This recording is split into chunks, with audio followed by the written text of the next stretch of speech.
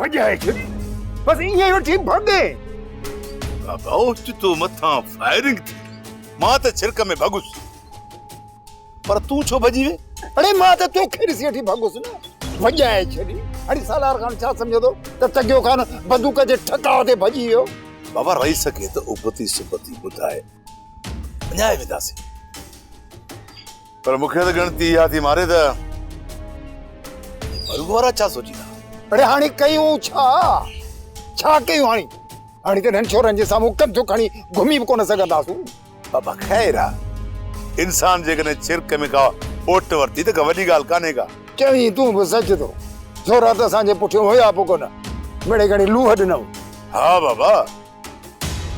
वो एडा फने खान कोनन के उनन के खबर आ त सामू कोहर खान आई तगियो अथन अच्छा ना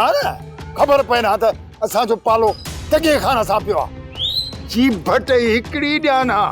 छोरन जा चीकट निकिरी वञनि हा चीकट ची ची कदा वधना ची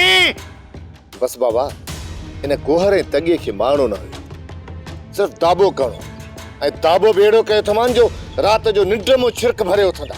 इनन ते असर थियणो न आहे पुट ई एड़ा त बेइज्जता न तू भली इनन जी केडी भी बेइज्जती कर न इनन के परवाह न आहे या त गाल सही है बाबा तां जी गाल सच्ची है पर पो भी बाबा किन्ना कंडा निकतल चंगा है पाण में वेही चवंदा वाह जो परू ऐं सुल्तान करे विया थोड़ो हुजे न भली बाबा इहो त सुठो थियो पुट आखिर असां केस ताईं चुप रहंदासीं शरीफ माण्हू के तो दुनिया वारा सहन ही कोन था हाणे असां के भी गुस्ताखन सां गुस्ताख थियणो पवंदो पुट परू बाबा गुस्ताख असां गुस्ताख नाहे थीबो असल में उनखे ब टे मोचड़ा वाह कढबा आहिनि असां खां इहा ई त ग़लती थी वई जो असां गोहरे तगे खे डोड़ाए छॾे ॾिनो जेकर इन्हनि खे ब टे पादरो वाह कढो आहे न त सॼी उमिरि यादि कंदा परू पुट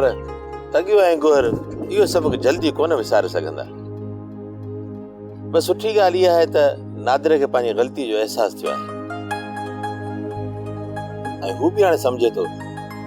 त सालार नादिर जो सजण न आहे हाँ बाबा इहा त ॻाल्हि सही आहे जेके मुनाफ़िक माण्हू हूंदा आहिनि न पहिरियों पिया हूंदा आहिनि तोसां तो जहिड़ा मूंसां मूं जहिड़ा इहो त सुठो थियो जो नादर खे दोस्त ऐं दुश्मन जी सुञाणप अची वई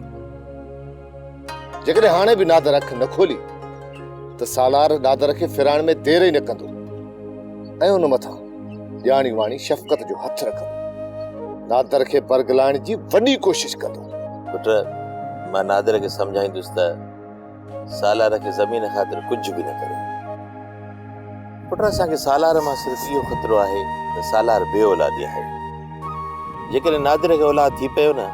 त मेरू लाइक़ जी सॼी मिल्कियत नादिर खे ॾेई छॾी हाँ बाबा सालार हाणे अकेलो थी हाणे त सालार कुझु बि नथो करे सघे सोप सीरियल सिंध जाई तमाम एपिसोड्स ॾिसो हाणे HD क्वालिटीअ में विज़िट करियो असांजो YouTube channel Sindh TV HD drama